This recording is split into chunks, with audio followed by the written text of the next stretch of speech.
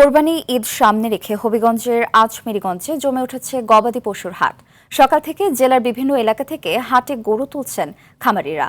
হাটে তোলা হচ্ছে দেশি গরুর পাশাপাশি উন্নত জাতের ফ্রিজিয়ান, শাহিওয়াল ও বাহামা জাতের ষাঁড়, মহিষ, ভেড়া ও ছাগল। বছরজুড়গো খাদ্যের অতিরিক্ত দামের থাকলেও ভারতীয় গরু আমদানি ঠেকানো গেলে লাভের আশা রয়েছে বলছেন ব্যবসায়ীরা। এ নিয়ে আরও জানাতে হবিগঞ্জের আজমেরীগঞ্জ থেকে সরাসরি যুক্ত হচ্ছেন সহকর্মী শহীবুর রহমান। শহীবুর, বেচা কেনা কেমন হতে দেখছেন, ক্রেতারা কি বলছেন, বিস্তারিত জানাবেন।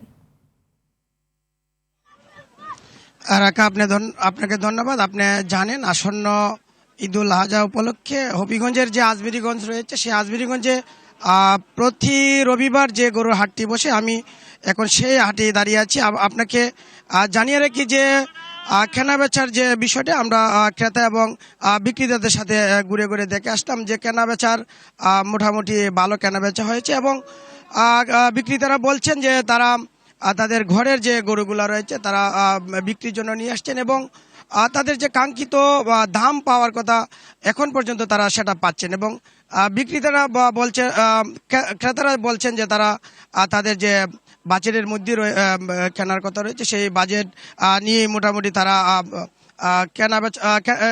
গরু কিনতে পারছেন। এবং কথা বলছিলাম যে ইজারাদার রয়েছে এই বাজারে, উনি যেমনটা জানিয়েছিলেন যে গত রবিবার চেয়ে আজকে যেহেতু ওই ঈদুল আজহা খুব সনিকটে, সেজন্য মোটামুটি গরু কেনাবেচা আজকে কিন্তু প্রচুর হয়েছে। এখন প্রায় 2টো বাজে, অনেক কেনাবেচা হয়েছে বলে এমনটা জানিয়েছিলেন যে ইজারাদার।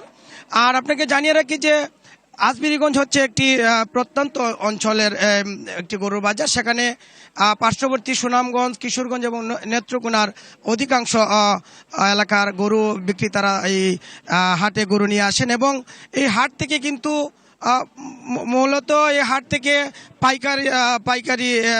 পাইকাররা বিভিন্ন বাজারে নিয়ে গরু বিক্রি করেন। রাখা এই ছিল আজমেরীগঞ্জের পশুর হাট থেকে সর্বশেষ। ধন্যবাদ।